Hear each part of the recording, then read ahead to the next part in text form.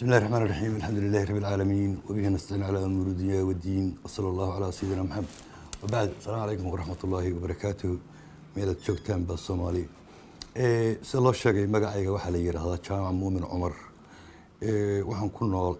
waxaan ka mid ahay qurba joogta qurbaha ku nool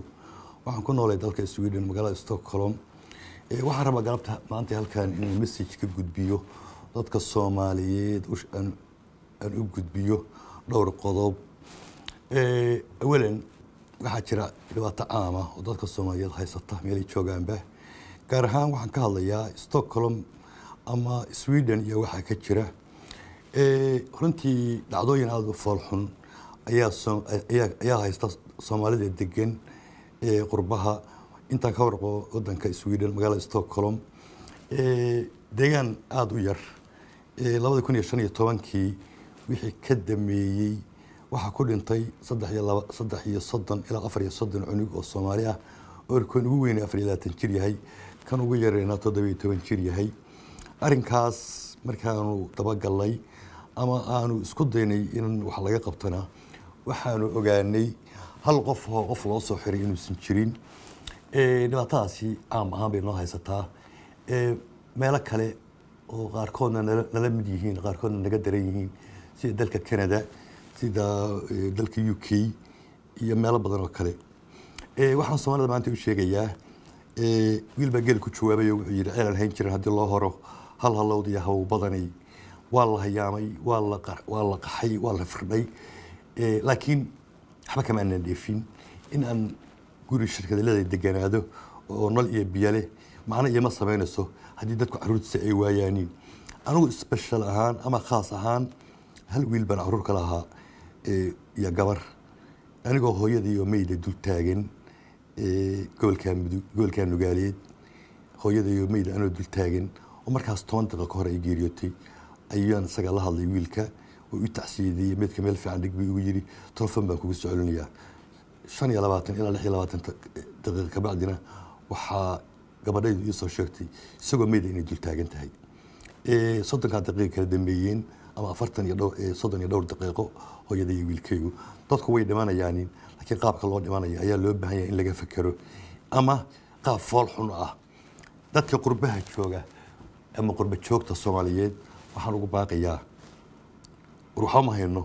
waxba kale inuu dheefin dalaan baynu ka dheefnay xogaa shilmaada ama dhul xaaqo ama taxi la wado macna inoo sameyn mayso ninka aysan maanta dhibaatada ku dhicin waa soo gaaraysaa waxaan xasuustaa wiilka ugu horeeyay 15 markii la dilay ayaan wiilka ku xigay laba habeen ka bacdi baa la dilay markaasna masaajidka waxaan ka iri albaabka inuu ku furmay albaabka inuu iska xirno albaab inuu ku furmay weeye la igama garaabin run ahaantii marun baa tabaalaha dun tulush la meera dadku ma wada taliyo laakiin waxa laga yaabaa qof aan talagelin inaad wax weydiiso waxa kan waa wareegto ila kaygu markaas 10 jir buu ahaa ila wareegtadu soo gaartay kaygu guriga hortiisa lagu dilay waa tahay waxaan rabaa jaamaco waxyaalaha keena dilalkan loo geysanaya dadka Soomaaliyeed ee ku nool dalka Sweden ma Soomaali baa dilaysa ma dawladda baa dilaysa ma booliiskii ciidankii iyo dadkaas miya dilalkan sababaha iyo waxyaalaha keena iyo cidda dishada ka waran waa su'aal fiican wadamada dangaaladu waxay leeyihiin sharciyo adoo xataa hada u jeedid laga yeelmiyo qofka dilay waxa weeye waxaan proof waxa bixiya ama cadeeyo waa booliiska iyo maxkamadda waxba yaraatee waxaan la kulmay markii wiilkaygu dhintay su'aashaadeenoo daba jooga waxaan la kulmay wasiirka arrimaha gudaha waxaan la kulmay wasiirka cadaaladda waxaan la kulmay maxkamadaha gabadha ugu sareysa waxaan la kulmay khafafka booliiska rag kamida waxaan weydiiyay mas'uuliyadan yaa iskale yaa wax ka weydiinaa mas'uuliyadan waxaan dhacaya mas'uuliyadan yaa wax ka weydiinaa wax jawaab ka weyn wax kale ku meeraysanayaan marka waxaan is leenahay arinka kan waa arin nacayb horta salka ku haya nacayb salka ku haya midab tukor salka ku haya diin nacayb salka ku haya wuxuu salka ku haya soo xarun badan bay dhashaa ilaa fildigiis laakiin mustaqbal uma ay sameyn waxaan leeyahay wax laga shaqeynayo oo systemku ka dameeyo sababtu waxay tahay haddii qofka qof dila waa la soo qaban lahaa waana loo ciqaabi lahaa laakiin ma dhicin markaas dalku wuxuu leeyahay sharci buu leeyahay technology buu leeyahay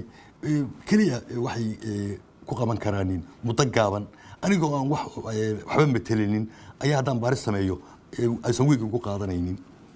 waa tahay dilal ayaa waxaa horey u dhici jireen jaamacow dalalka maraykanka canada wadamo badan oo latiin ah ama america ah ama yurub ah inta badan dilalkaas waxay ahaayeen kuwo qaab maxaa la yidhahdaa daraagis ku imaanayeen kuwa sweden lagu dilaa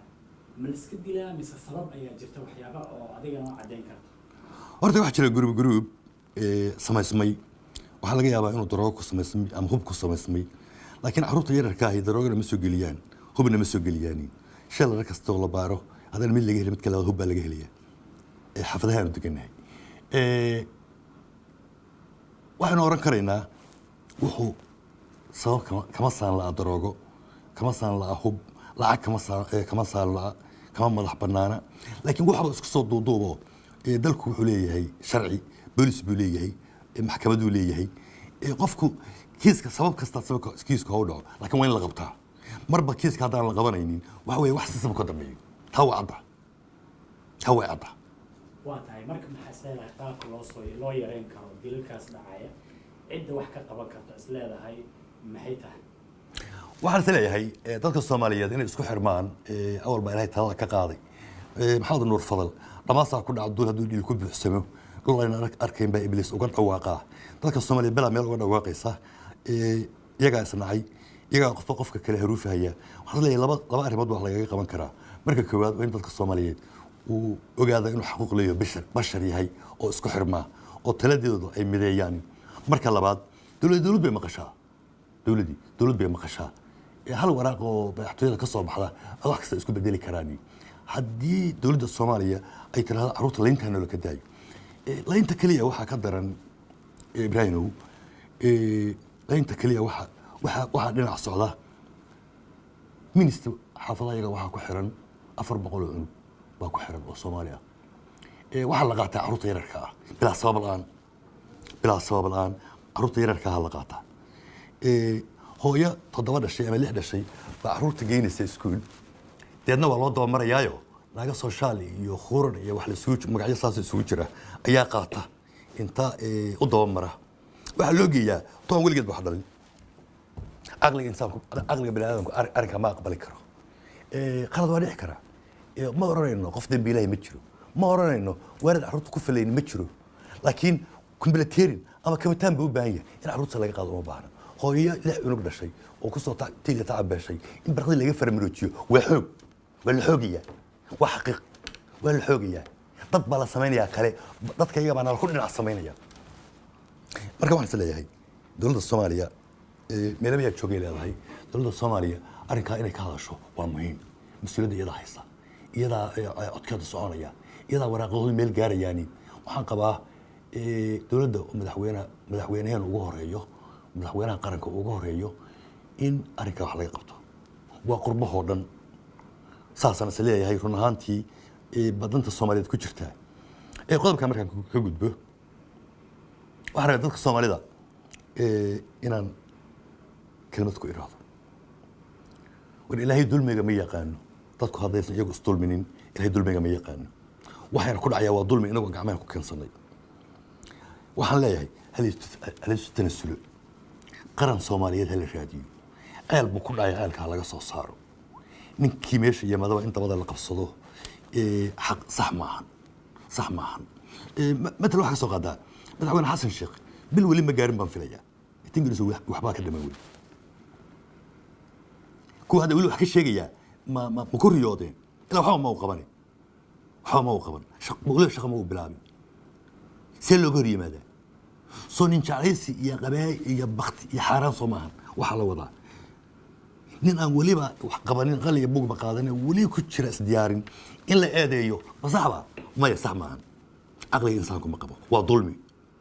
مدحوينه كستو يماده هذا الشقي نين كستو ماشي يماده وحي هوري ولو وريقي أي wax ku daraya hadayna mas'uuliyad la muujiyo qof kasta mas'uuliyad baa saaran wiilka kaamiraysta mas'uuliyad baa saaran qof kasta mas'uuliyadiisa inuu ka soo baxo qof kasta mas'uul buu leeyahay dalka in laga saaro dhibaatada ku jiro baan iyadan ku taliyay intii jaamacow